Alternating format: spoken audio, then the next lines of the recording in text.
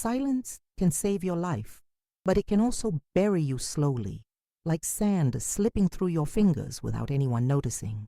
I learned that too late, with my hair already white and my hands roughened by years of sewing, when my own grandson, barely 8 years old, became my secret guardian. His words were a fragile whisper of truth. "Grandma, don't take the pills Mom gives you." That murmur, so small it could have been mistaken for a bird's flutter, ended up changing my life once again. "Him to me. You're here listening. I want to ask you something simple. Please like this video and subscribe to the channel. It helps me keep sharing stories like mine, which may sound too much like someone you know. And tell me in the comments, where are you watching from today? My name is Ayolanda Marie Ferris. I'm 75 years old, and I live in a modest neighborhood on the outskirts of San Antonio, Texas. My days are quiet. I wake up early, brew coffee in the same percolator my mother once used, sweep the porch, and then sit by the window to hem pants for neighbors. The needle going in and out of fabric feels like a rhythm I've always known, as if each stitch were also repairing the torn pieces of my memory. I decided to speak now because I am tired of keeping locked away the memories that made me tremble for decades. I speak not to accuse, but to free myself. I no longer fear that my voice will shatter the house, or that someone will command me to hush. On the contrary, today I know that telling my truth is a way of protecting those I love, a legacy of resistance for my grandchildren, and perhaps a lifeline for someone else who is walking through their own silent storm. For so long, I believed my story wasn't worth telling, that pain was something private to be hidden behind curtains. But when I saw Pedro, my grandson, with all his childlike innocence, protecting me from something I had been too afraid to face, I realized that silence is not always strength. Sometimes silence is a prison. That day I promised myself I would never lock my voice away again. I sit here as if I were talking to you in my living room with worn-out slippers on my feet, a lukewarm cup of coffee on the table, and a handkerchief resting on my lap. I don't seek pity, I seek company. I want you to listen without judgment, the way you would sit beside a grandmother and let her open old wounds without flinching at the sight of scars.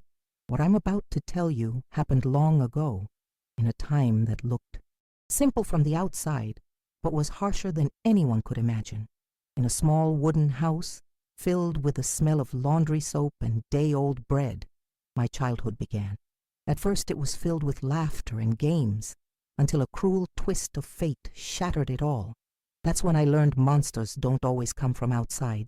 Sometimes they sit at your table and call you daughter. Now, as I revisit those memories, I don't seek revenge. I seek redemption. Fear can trap entire generations, but truth, no matter how painful, has the power to open windows. This is my way of opening mine, even if my voice trembles. And I want you to walk beside me, step by step, through a journey that begins in innocence and ends in the decision to never be silenced again. I remember the house of my childhood as small, built of pale wood that creaked under our steps. Yet to my young eyes, it felt endless. It smelled of soap my mother scrubbed into clothes over a washboard, and of coffee brewing in a cloth filter, filling mornings with a warmth that even now makes me close my eyes and breathe deeply.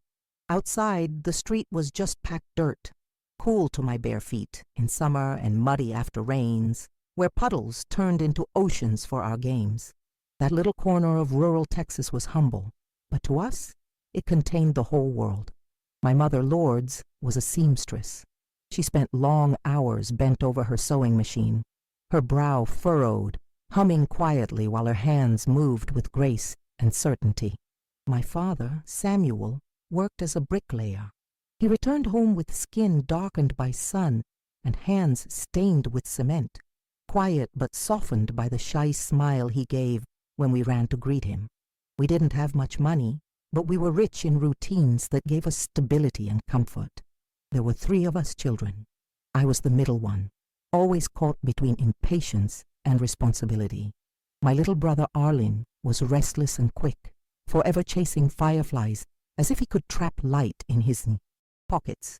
And the youngest, Joanna, slept with her hands open, as if asking the world for blessings. Our toys were stones, sticks, and scraps of fabric, yet with imagination, we made kingdoms out of nothing. Time was measured by the shade of the oak tree in our yard and by the ringing of the church bell down the road. Meals were simple: stale bread softened in milk, beans stretched to last the week, cheese rationed in thin slices. On Sundays, if we were lucky, there was butter on the bread, and that was reason enough for joy. We sat around a wobbly wooden table, one leg propped with a brick, sharing few words but many glances. It was enough. Those silences were filled with belonging. Summer afternoons were my favorite. The street came alive with children's laughter and the voices of women sewing on their porches. My mother sometimes joined them, her needle moving as she shared quiet conversation. I sat at her feet, listening, while the air carried the scent of warm earth and jasmine. Life in those hours seemed peaceful, whole, eternal. Winters transformed everything. Cold seeped through the wooden boards, and we huddled together beneath shared blankets. The coal heater, hidden under the family table draped in cloth, became the center of the universe.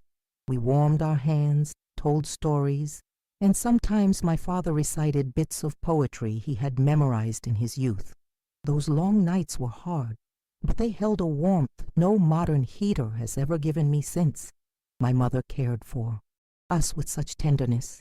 She combed our hair every morning, running a wet comb through stubborn strands, whispering phrases that stuck with me forever. Life is long if you have faith. Work washes away sorrow. God may press, but he doesn't break. I didn't fully understand then, but I felt wrapped in her words, as if they were an invisible shield.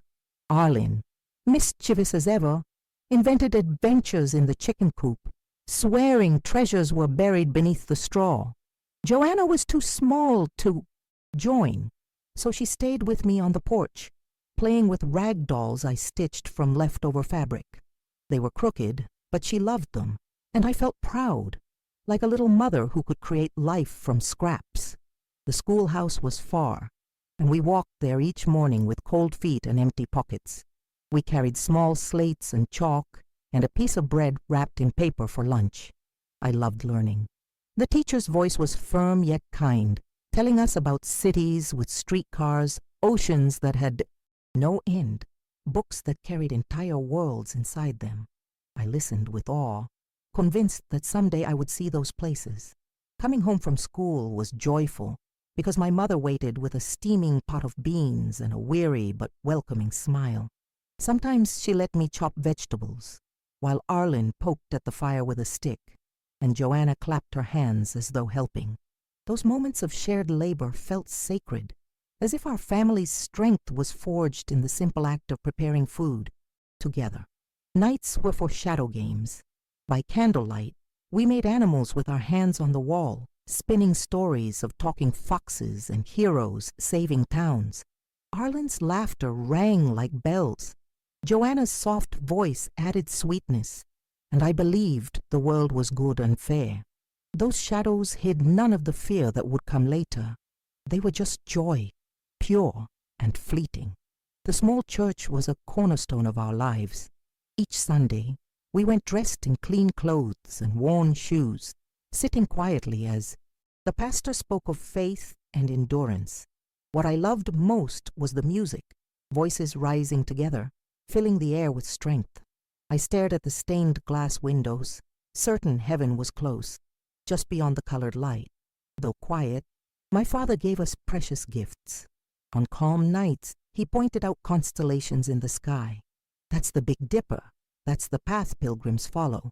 His rough finger traced the heavens, and I felt the universe shrink until it fit in our backyard. His silence was heavy, but in those moments it became an unspoken bond of love and protection. Neighbors were family too. If bread ran short, someone shared. If sickness came, hot broth appeared at the door. This web of community carried us through poverty with dignity. It taught me early that survival was never a solitary act. We leaned on each other like beams holding up the same fragile roof. Town fairs were the highlight of the year. Streets filled with ribbons and lights. Women sold pies and candy, nuts, and men built a stage for fiddlers and guitars. We children ran wild, dizzy with laughter, music, and sugar. Even now, I can almost taste the brittle sweetness of peanut candy and hear the strings echoing into the night. Those days were filled with details that seemed small but felt enormous. The smell of wet soil after rain, the mingling of birdsong with my siblings' laughter, my mother's hand guiding mine over a needle. These moments painted the canvas of my childhood with colors of peace and tenderness. I never imagined life could change so quickly. I thought those routines were unbreakable, that laughter and bread and prayers would always be enough. Pain was something distant, belonging to other families, in other towns. My innocence convinced me we were safe. That childhood, so bright and pure, shaped the roots of who I am, and it's because of that light that the darkness that followed struck so cruelly. Those happy days became both my strength and my torment, the memory of what was lost and the hope of what I might reclaim. The first sign that everything would change came as a lingering cough from my mother. At first we thought it was just a cold, something tea and rest would cure, but the days passed and she grew weaker, her skin pale, her strength fading. The sewing machine, once alive with her rhythm, sat silent in the corner. The house itself seemed to hold its breath. I watched her with a fear I didn't have words for, convincing myself she would soon be, humming again while stitching dresses late into the night. My father grew quieter. Samuel came home with his shoulders heavy, his eyes distant, as if he carried a weight he couldn't share. He made her teas, pressed cool cloths to her forehead, prayed with a desperation I had never seen in him. I prayed too, clutching my hands together so hard my knuckles hurt, whispering words I believed God could not ignore. But no prayers could stop the fever that consumed her. One early morning, the world collapsed. My mother's breathing turned shallow, her eyes closed, her hand limp in mine. My father ran to fetch help, but she was already slipping away. She died in our home, with Joanna still asleep at her side. I was only a girl, but in that moment I learned what absolute emptiness felt like, a silence so deep it swallowed sound itself. Her funeral was crowded. Neighbors filled the church, their tears wetting handkerchiefs, their words of comfort buzzing around me like distant noise. The only sound that stayed with me was the earth falling on her coffin, each thud final and merciless. Arlen clutched my hand, his small body trembling. I tried to be strong for him, for Joanna, but inside I was shattered, forced into adulthood overnight. The house without her became unrecognizable. The smell of soap and bread was gone, replaced by a heavy emptiness. My father drifted in his grief, unable to hold the family together. The laughter of our childhood fell silent. I brushed Joanna's hair, soothed Arlen's cries, tried to fill the role my mother had left behind. But I was just a child, playing at being a mother, carrying a burden too heavy for my thin shoulders. That was when a man named Gene, introduced as a family friend, entered our lives. He arrived in neat clothes, his voice calm and warm, the kind that made adults trust him instantly. My father welcomed him, grateful for help, grateful for company. "He's here to support us," he said. I wanted to believe it. We needed someone to steady the house that grief had shaken apart. At first, Gene's presence felt like a blessing. He brought fresh bread, helped with chores, told stories that made Arlen laugh. For a brief moment, I thought maybe God had answered my prayers after all, sending us someone to ease the weight of loss. But deep inside, something unsettled me. There was calculation behind his smile, an intent in his gaze that I couldn't explain, but felt with every bone in my body. The whole town admired him. In church, he sat in the front pew, offering to help with collections. In the community, he lent a hand to anyone in need. People praised him as a man of integrity. "Your family is lucky," they would say. And I would nod, forcing a smile, burying the unease that grew in me. Children's voices aren't trusted. I knew no one would believe what I saw in the corners of his eyes. My father, too broken by sorrow, leaned on Jean more and more. Each day, he ceded another piece of our home to him, the head of the table, the household decisions, even the quiet authority that should have been his as our father. Little by little, Jean was no longer a visitor. He became the center of the house, the shadow at every corner. Looking back, I see it clearly. The true tragedy was not just losing my mother, but watching the door open for a man who cloaked poison in sweetness. That was the end of my innocence, the moment the safe world of my childhood cracked, leaving me face to face with a darkness I would carry for the rest of my life. Jean began to take up space in our home, as if he had always belonged there. At first it was little things. He sat at the head of the table, carved the bread, and spoke with authority over who got what. My father, still drowning in grief, didn't resist. I watched in silence, my stomach tightening as Jean's hands divided food as though he were a judge. Each small act of control was dressed as kindness, but I felt the shift. With us children, he wrapped himself in sweetness that felt too practiced. He brought Arlen small wooden toys, handed Joanna candy in bright wrappers, and with me he was especially attentive. He asked about my grades, my dreams, the stories I liked to read. His voice was gentle, but his eyes stayed too long on me. That gaze froze me in place. I dropped my eyes to the floor, learning that silence could be armor. The neighbors adored him. "What a blessing for your family," they would say when they saw him carrying groceries or fixing a fence post. Smiles and nods came easily to them. Mine were forced, thin shields against disbelief. No one suspected that the same man who charmed the church pews turned into a shadow behind our walls. I realized early that monsters wear masks, and truth is the first thing they strangle. He rarely raised his voice. He didn't need to. His commands came soft, like suggestions, but they carried weight that couldn't be refused. "Don't go outside now, it's not safe. Stay here with me. You'll only bother your father. Keep quiet, he's tired." Each phrase tightened the leash around me. My obedience wasn't respect, it was survival. The first times he lingered too close, it felt like knives no one else could see. A hand on my shoulder that pressed too long, a brush in the hallway that wasn't accidental, fingers sliding through my hair that left my skin crawling. I tried to convince myself I was imagining it, because admitting the truth was unbearable, but my body knew. It stiffened, shrank, sought corners to disappear into. I taught myself to move like a ghost. I memorized the squeaks of the floorboards, stepping only where the wood was silent. I breathed shallow, walked lightly, slept fully dressed. If I could make myself invisible, maybe I could survive. Childhood games turned into training for war I never chose. One afternoon, while helping my father in the yard, I overheard Jean say, "I take care of this house like it's mine." My father nodded, grateful, but those words lodged like splinters under my skin. He wasn't lying. Piece by piece, he was claiming us. My father's weakness was the door he walked through, and I felt the lock turning behind me. Arlen rebelled in small ways. He sulked when Jean gave him chores, refused to obey quickly, pushed back with temper.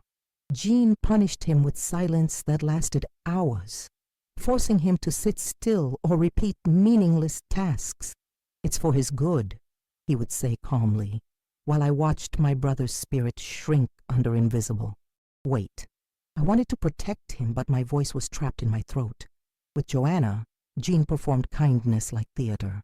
He lifted her in the air, spoke with sugary tones, played the doting uncle. The world clapped for his goodness. But to me, those gestures reeked of need, of something desperate and false. Joanna was too young to see the trap.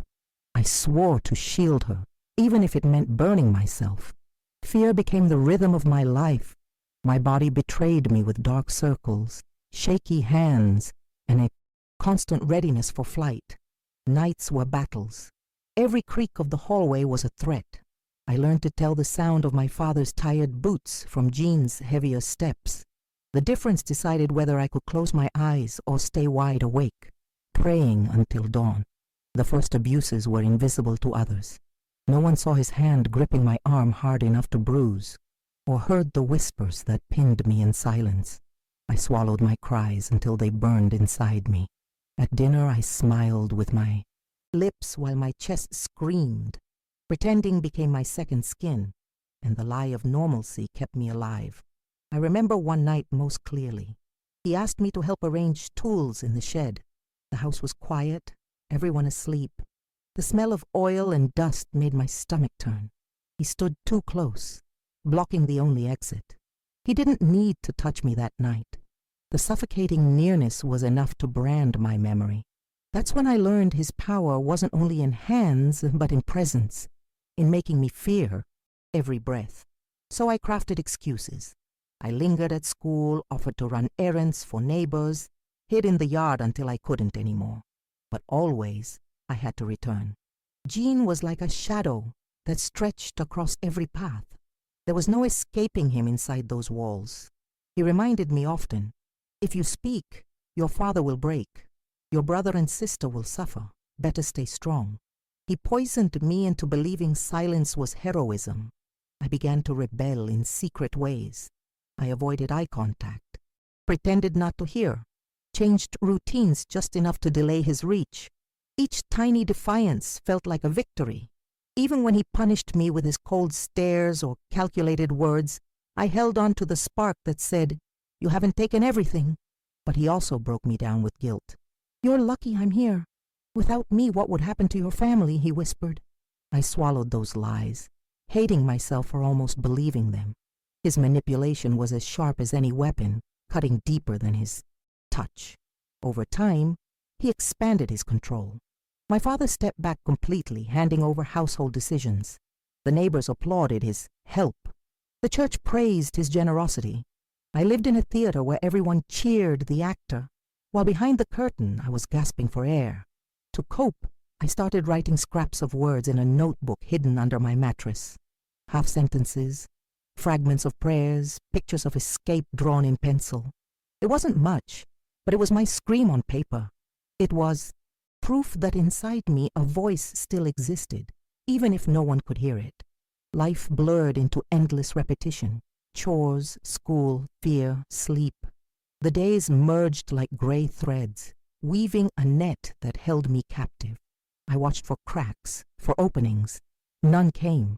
My world shrank to survival, anticipate, obey, endure, and yet a part of me refused to die.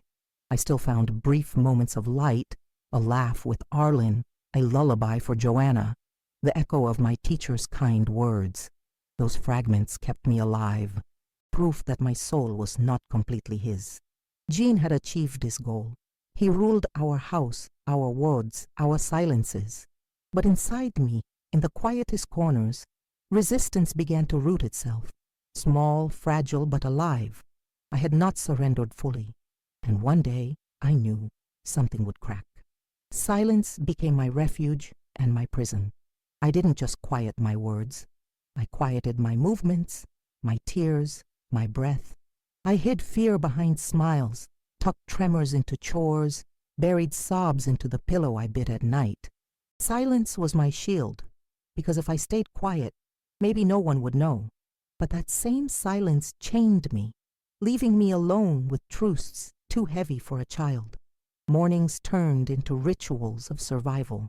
I rose before everyone else, lit the fire, softened stale bread and milk, and dressed my siblings for school. I was a child pretending to be a mother. My father slept deep in grief, while Jean's eyes followed me from the moment I stepped into the kitchen. Each task I completed felt like another, thread binding me to him. At school, my body betrayed the secrets I couldn't say. Dark circles shadowed my eyes, sleeves covered bruises even in summer. My mind floated away in exhaustion. Teachers asked if I was sick, and I smiled weakly, saying I'd just been working hard at home.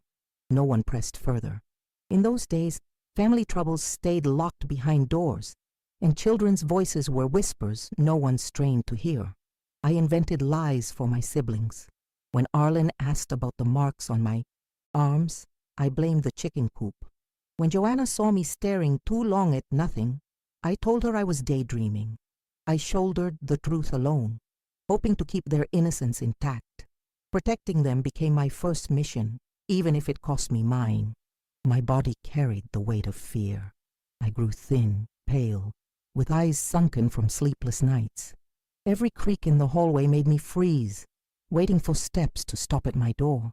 My heart beat so fast it felt like it might break out of my chest. I lived in constant alert, as if danger lurked behind every breath. I found hiding spots.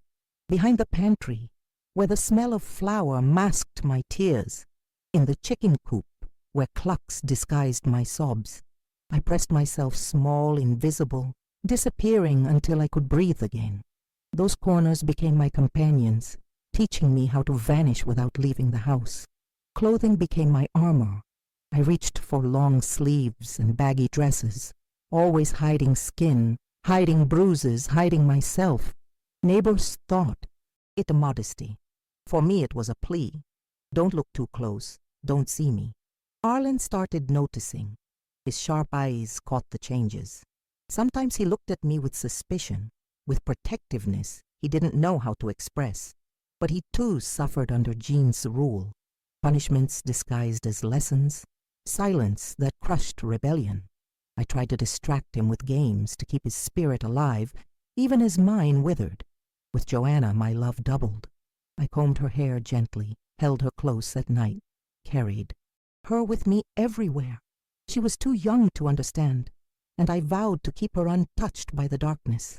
Her laughter was my balm, proof that purity still existed in a house poisoned by control. Silence in the house was deceptive. From outside, it looked like peace. Inside, it was a minefield. Every misplaced word, every wrong look could trigger Jean's cold fury. I studied his expressions like scripture. The crease in his brow, the weight of his footsteps, the way he said my name. Reading him became my survival skill, but it drained me of life. My father remained absent, lost in grief, clinging to Jean's presence as a crutch. He didn't see, or didn't want to see. His blindness angered me as much as Jean's cruelty. In my child's heart, I blamed them both, one for the abuse, the other for allowing it. Nights were the cruelest. The hallway groaned under Jean's boots, each step a countdown. Even if he didn't enter, the sound alone was torture. I lay awake, breath held, until the first, a light of morning. Sleep came only in stolen minutes, leaving me exhausted but still on guard. The fear reshaped my siblings too. Arlen grew restless, lashing out at other kids, carrying anger he didn't understand. Joanna grew quieter, clinging to me with wide eyes. I saw my own struggle mirrored in them, and it pierced deeper than my own suffering. Hunger added to the pain. With mother gone, food was scarce and poorly shared. Jean always served himself first, rationing the rest. I often skipped my portion so Arlen and Joanna could eat more. My stomach burned, but sacrifice felt like the only power I had left. Time didn't heal, it numbed. Fear became routine, a bitter taste I accepted like winter cold. My body adjusted, sleeping light, eating little, speaking less. Disappearing became my way to survive. Still, sparks of joy slipped through cracks. A silly game with Arlen, a lullaby whispered to Joanna, a fleeting laugh shared between us three. Those moments were fragile treasures, proof that love still lived in us. I tucked them away like seeds, hoping they'd grow someday. At school, I felt the difference most. Other children laughed freely while I carried invisible chains. Sometimes I wondered if anyone else lived like me, hiding bruises under long sleeves, biting back tears. But I never asked. Shame sealed my lips. Jean twisted my mind with manipulation. He told me my father couldn't bear the truth, that my siblings would suffer if I spoke, that no one would ever believe me. Be strong. Stay quiet, he'd say, turning my silence into a burden of honor. His lies ate at me until I doubted my own pain. I began to wonder if I was the problem. Maybe I exaggerated. Maybe it was normal. Guilt and confusion became heavier than fear itself. I hated myself for believing his words, yet I couldn't shake them. That was his cruelty, making me question my own reality. My health faltered. Sudden fevers, stomach aches, fatigue that clung to me like a shadow. "She's just nervous," people said. I wanted to scream the truth, but the silence held tighter. My body carried the weight my voice couldn't release. Days blended into each other, gray, endless, interchangeable. Wake up, work, endure, sleep. I dreamed of escape, of another town, another life. At night I imagined walking streets where Jean's shadow couldn't follow. Those dreams were my oxygen, even if they dissolved each morning. The silence spread like inheritance. My father didn't speak, I didn't speak, and my siblings learned not to ask. The house grew heavy with unspoken truths, each word swallowed, adding to the weight pressing down on us. Sometimes rage broke through. I wanted to scream, smash dishes, run away, but I bit it back, knowing any outburst would bring worse consequences. I locked that fire inside, where it smoldered like hidden coals. Town gatherings were torture. Everyone praised Jean, admired his kindness, thanked him for his generosity. I stood beside him, smiling on cue, while inside I screamed.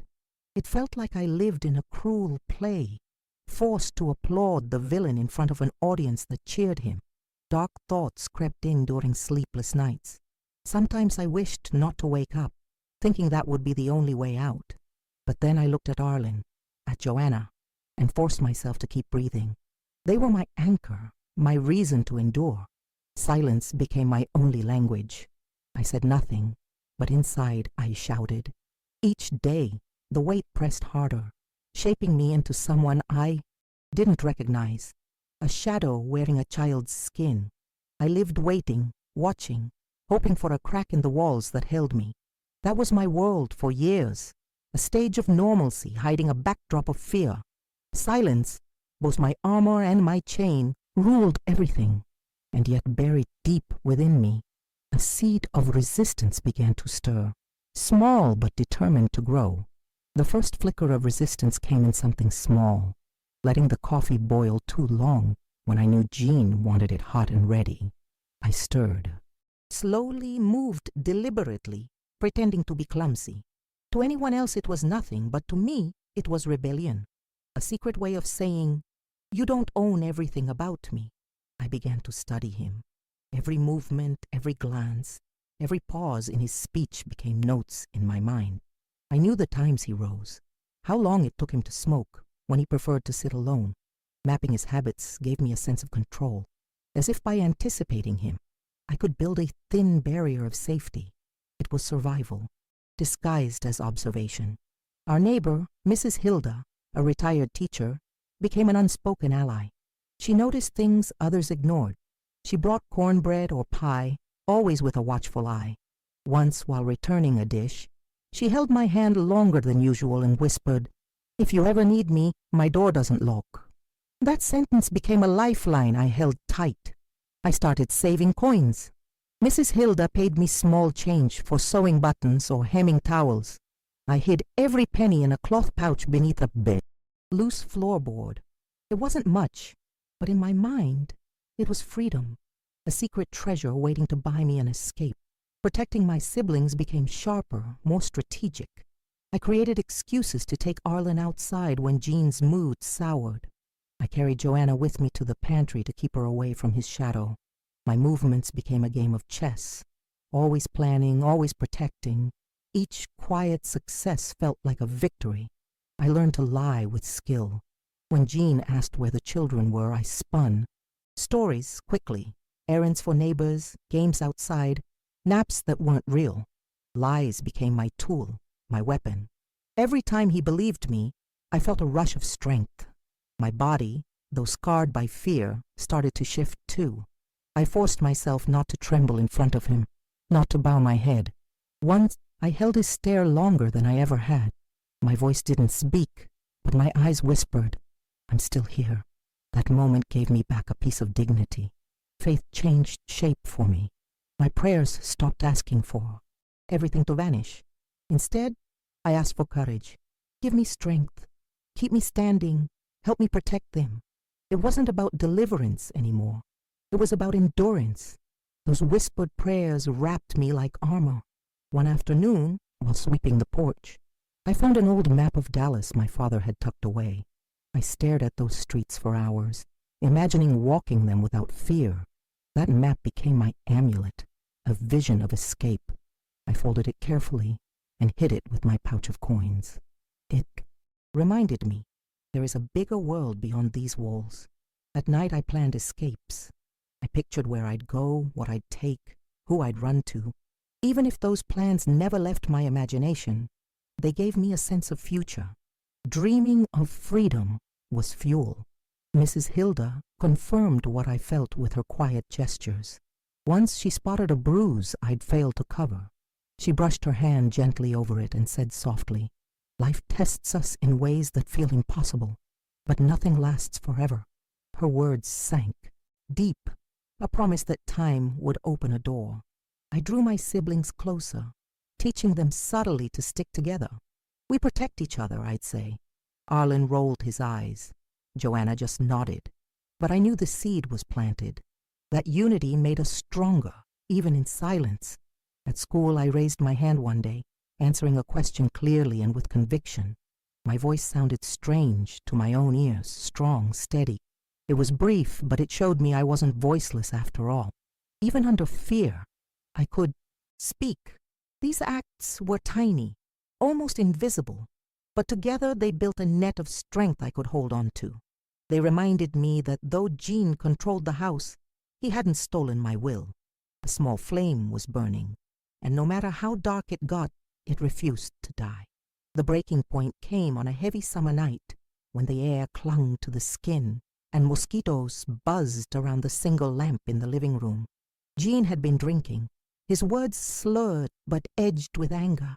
He ordered Arlen and Joanna to bed, and in my stomach I felt it, a certainty that something was about to happen. My heart beat so hard it hurt to breathe. I tried to delay, wiping counters that were already clean, fussing with dishes that didn't need touching. But Gene watched me with that cold patience that froze me in place. When he finally said my name in a tone that allowed no refusal, I knew the night I'd feared for years had arrived. He led me to the pantry, under the pretense of checking jars. The smell of dried beans and dust filled the small space. His body blocked the doorway, his shadow swallowing the light. I don't remember his exact words, only the weight of his voice, the heat of his presence. My legs wanted to give way, but I forced myself to stand.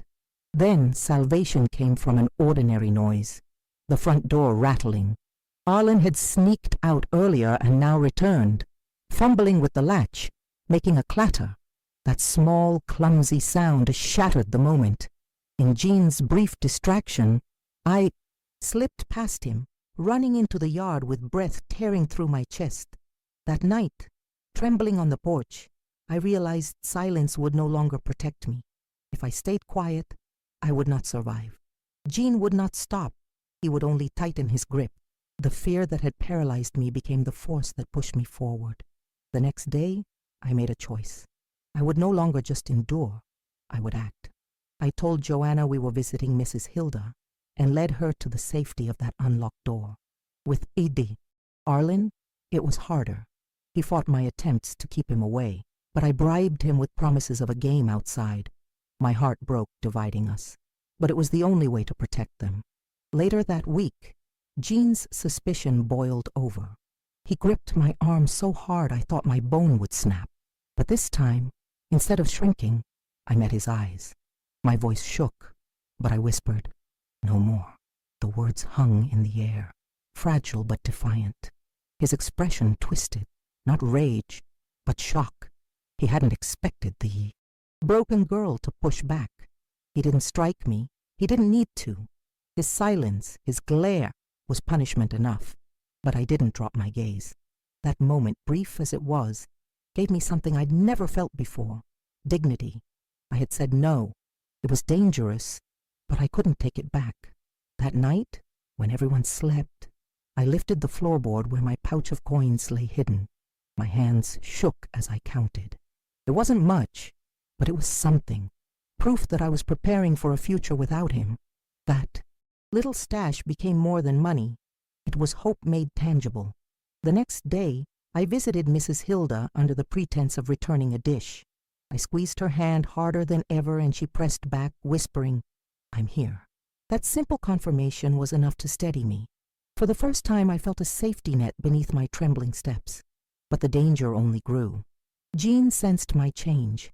His eyes followed me with suspicion. His voice sharpened. Every movement became heavier with threat.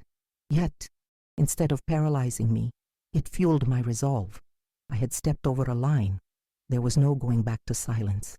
One evening, when his gaze pinned me, I remembered my mother's words. Life is long if you have faith. I clung to that phrase like a rope. Maybe my childhood had been stolen, but my life wasn't over. Faith meant believing in survival, in tomorrow. That was my breaking point. The moment I understood silence wasn't strength, it was surrender. I chose to resist, even trembling, even terrified. Because sometimes courage is not the absence of fear, but the decision to move forward anyway. If this part of my story has touched you, please like this video. It helps more people find the courage they need in their own battles. The night of my escape wasn't graceful or heroic. It was messy, frantic, and fueled by terror.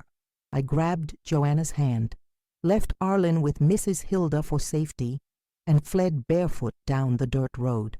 Every shadow felt like Gene chasing me, every sound like his, hand reaching out. But I kept running because staying meant surrender. That step out the door was the first breath of freedom. When my father realized what had happened, he was forced to confront the truth. Shame and fury mixed on his face, and at last, he sent Gene away. It was too late to undo the years of silence, but it was decisive. By then, I was no longer the same child he had left unprotected. My eyes had aged. My voice had learned to tremble less. I bore invisible scars, but I carried the unshakable promise that I would never be silenced again. Time stitched itself slowly. I grew older, married young, had a daughter, and promised her that our home would never echo with the silence that had crushed me. But life, with its cruel patterns, repeated itself. Marta's husband, Victor, became another shadow, kind in public, harsh in private. And this time, it wasn't me trapped in silence. It was her. The day my grandson Peter whispered, "Grandma, don't take the pills Mom gives you," I felt the cycle snap back. But I didn't stay frozen. I obeyed him, hid the pills, sought help. 12 days later, the police knocked on our door. Decades of silence cracked open, loud and irreversible. It was painful, but it was freedom. That day I learned that a child's whisper can save generations. Just as I had once fought to protect Arlen and Joanna, Peter fought to protect me. His courage reminded me that survival isn't always grand gestures. Sometimes it's a small truth spoken at the right time, enough to change everything. Now at 75, I sit hemming pants for neighbors and tell this story so no one else mistakes silence for strength. Real strength is found in speaking, in opening windows even when the wind is cold, in breaking chains that pass down like curses. I refuse to let my grandchildren inherit silence. I want them to inherit a voice. If this story spoke to you, please like, subscribe, and share it. Your support gives me strength to keep telling what others would rather hide. And I'd love to know, what did you feel as you listened? Share it in the comments. Maybe between your words and mine, we can make sure no voice stays trapped in silence again.